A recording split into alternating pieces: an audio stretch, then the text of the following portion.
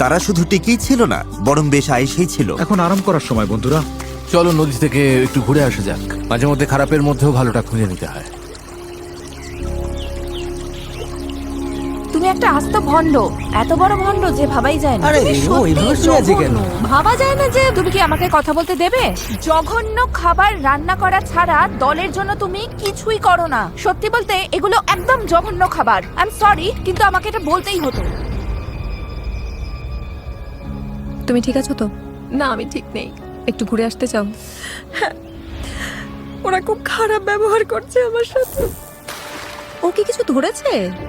ও ইয়ে! ওটা তো বেশ বড় মনে হচ্ছে। দারুণ! ওহ, ক্ষমা করো। আমরা সবাই মিলে ওটা পরিষ্কার করেছি আর এখন রান্না করছি। দারুণ! ওরা সত্যিই খুব বিরক্ত করছে। মেয়েটা খুব নিচু মনের। আমি আজই চলে যেতে চাই। দিন শেষে আমি হয়তো মিস্টার বিস্টের চ্যালেঞ্জটা জিততে পারিনি, কিন্তু আমি সাধ্যমতো চেষ্টা করেছি।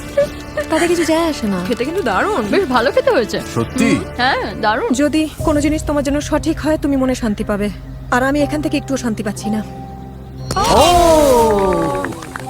আমি এখান থেকে চলে যাচ্ছি। ইয়ো! বাই! ভালো থেকো। একা একা জঙ্গলে টিকে থাকার প্রশিক্ষণ থাকলেই যে একটা দল হয়ে টিকে থাকা যাবে তার কিন্তু কোনো মানে নেই। আমরা পেরেছি।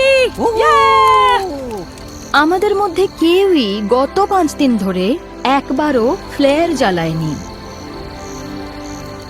অ্যামেলিয়া চলে গেছে আর আমার মনে হয় ট্রিন খুব স্বার্থপর। যদি রেড টিম মাত্র একজনের ব্যবধানে আমাদের হারিয়ে দেয় আর তুমি এখানে আনন্দ করো, তবে মনে রেখো তুমিও কিন্তু টাকা হারাচ্ছ। এখানে এখন অনেক কম লোক আছে, অথচ একসময় এখানে 50 জন সার্ভাইভালিস্ট ছিল। আশা করছি আগামীকাল চ্যালেঞ্জের দিন অথবা উদ্ধারের দিন হবে। আমাদের এখন কিছু একটা হওয়া